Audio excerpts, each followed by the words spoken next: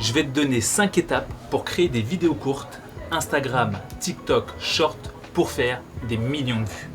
Première étape, il faut absolument que tu écrives un script.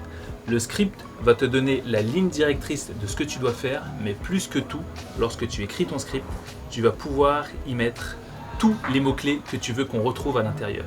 Les mots-clés sont essentiels pour ton référencement. Dis-toi une chose, les plateformes comme TikTok écrivent ce que tu dis, même si tu ne mets pas sous-titres. Donc, ils savent tout ce que tu dis dans ta vidéo.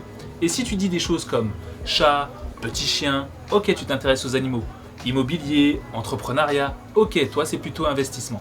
Donc, très important d'intégrer dans ton texte tous les mots-clés de ta niche. Ensuite, deuxième étape, le hook, l'accroche.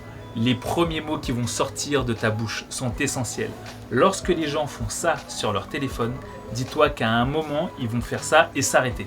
Ce qui fait qu'ils s'arrêtent, c'est ta première phrase. C'est-à-dire qu'avec la première seconde de ta vidéo, tu dois les accrocher.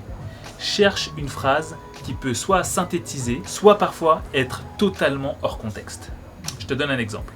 Il y a une vidéo où je voulais montrer le fait que entreprendre, ce n'était pas avoir de la chance. Et donc j'ai illustré cette vidéo avec l'explosion d'une machine à laver. Et j'ai commencé ma vidéo en disant « Cette machine va exploser » et je vais t'expliquer pourquoi. Tout le monde s'arrête parce qu'on veut tous voir la machine exploser. Et voilà comment j'ai retenu l'attention. Mais tu peux aussi retenir l'attention juste en étant sur ta niche et en expliquant ce que tu fais. Tu peux aussi commencer par une problématique. Mais tu dois tourner cette problématique de façon à ce qu'elle puisse toucher un maximum de personnes. Dis-toi une chose. Tout ce qui est personnel est universel. Donc dans ta première phrase, tu peux dire quelque chose qui touche tout le monde de façon à ce qu'ils se sentent tous concernés. Ton accroche doit être courte et très impactante. La troisième chose, ta façon de parler, ton débit. Il est très important que sur ta manière de parler, tu puisses être audible. Ne parle pas trop vite, essaye de parler plus lentement, voire même de donner un rythme. Presque en étant saccadé. L'avantage, c'est que ça va créer un rythme et des respirations dans ta manière de parler. Donc, fais attention à ton débit. Et parfois, un débit trop lent où tu vas parler comme ça, les gens, ça va les endormir, ils vont avoir qu'une envie, c'est se barrer. 4. Le sujet. De quoi tu vas parler? Il faut que ton thème ou ton sujet puisse toucher un maximum de personnes. Dis-toi une chose, sur les réseaux sociaux, des gens qui regardent des vidéos courtes, Instagram, TikTok, Short, pour la plupart du temps, ce ne sont pas des spécialistes, ce sont des généralistes, des gens qui ne s'y connaissent pas vraiment dans les sujets. Donc 95% des débutants sont là. Adresse-toi à ces gens-là si tu veux faire des millions de vues. Si tu parles d'un sujet extrêmement spécifique où ce n'est que du haut niveau, il y a des grandes chances que les experts ne soient pas là. Et même s'ils sont là, ils sont trop peu. Donc tu ne peux pas faire des millions de vues avec des gens qui sont trop poussés dans une problématique. Essaye de prendre tous les sujets généralistes qui peuvent arriver aux débutants, voire même fais des stories et pose-leur la question. Vous voulez que je vous parle de quoi? Et là, tu prends toutes les réponses et tu en fais des sujets de vidéo. Mais rappelle-toi d'une chose, ton sujet est essentiel et il doit toucher un maximum de personnes si tu veux faire un maximum de vues. Et enfin, l'un des plus importants, le 5e point, le montage. Le montage est essentiel. Ça va être un moment où soit il va falloir que tu te formes, soit que tu fasses appel à un professionnel. Mais tu ne peux pas laisser le montage au hasard. Encore une fois, quand je mets le montage, je ne parle pas du matériel. On a fait un bootcamp hyper intéressant avec mes potes, dont je vous mets la vidéo quelque part ici, vous allez pouvoir regarder. Il y en a un qui est venu avec un iPhone, un qui est venu avec du matériel professionnel et un qui est venu avec du matériel cinéma. Ça, c'était moi. Et bien, vous savez quoi? C'est pas forcément le matériel professionnel ou cinéma qui donne la meilleure qualité. Donc certes, le matériel a son importance, mais à certaines limites. Tous les points que je vous ai exposés avant sont hyper intéressants. Il y a des éléments du montage qui sont essentiels.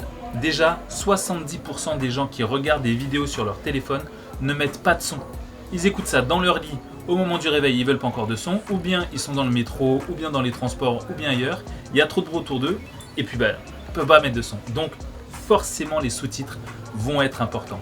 Tu peux partir sur des sous-titres très gros, très gras, très visibles. L'avantage, c'est que tous les types de yeux pourront voir ce que tu écris. Après, si tu pars sur quelque chose de plus fin, plus petit, plus élégant aussi, ça ne veut pas dire que tout le monde pourra le lire.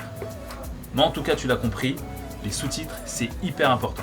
Encore une fois, si tu mets des sous-titres, ne fais pas de faute d'orthographe parce que ça peut faire slider les vidéos encore plus vite, voire ça peut même créer du unfollow sur ton compte. Donc, gaffe sur les fautes d'orthographe.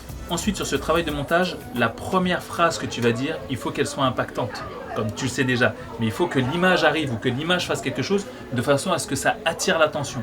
Sur le reste, de bonnes coupures, de bons zooms, de bons cuts peuvent te donner encore plus de rythme dans ta vidéo et donc garder encore plus l'attention. Pour te synthétiser tout ça, je vais te passer tout de suite l'un de mes Reels qui a fait, je crois, environ 10 millions de vues. Je te le montre, voici une formule. Il faut que cette situation vous arrive au moins une fois dans votre vie. Je nettoie les vitres du bar. Pour ceux qui ne connaissent pas l'histoire, ce bar, c'est le mien. Et pendant que je nettoie les vitres, je vois un espèce d'enfoiré que je n'avais pas croisé depuis des années. Il a vu que je nettoyais les vitres et je vois dans ses yeux un sentiment de satisfaction. En mode, putain, c'est comme ça que ta nuit a fini? Et évidemment, comme je suis taquin, je vais vers lui et je le salue. Et là, il me dit, alors, quoi de neuf? Je dis, bah ouais, comme tu le vois, je nettoie des vitres et ici c'est un gros client, regarde le nombre de vitres qu'il y a. Ça fait beaucoup de vitres. Et je lui dis, et toi, qu'est-ce que tu fais? Et là, il m'explique qu'il est une sorte de super assistant pour un mec qui bosse dans le... Et je dis, waouh, franchement, bravo, c'est stylé. Et là, il se barre avec un large sourire, très satisfait. Il me dit, bon bah, courage, hein. Et vu que je l'ai bloqué de partout, d'ailleurs, je vous conseille de faire pareil avec les enfoirés, il sait pas ce que je fais aujourd'hui. Du coup, maintenant, je me tâte à appeler son patron pour mettre son vin dans mon bar et le voir arriver. Mais ce jour-là, je nettoierai encore les vitres. Ok, là, j'ai un bon exemple. J'ai Ben qui vient de m'écrire sur mon portable, sur les vidéos qu'on a fait lors du bootcamp. On a fait un bootcamp contenu. Et il me demande est-ce qu'il doit faire des sous-titres ou pas sur ces vidéos. Donc évidemment, je vais lui répondre que les sous-titres, c'est évident, il faut les mettre.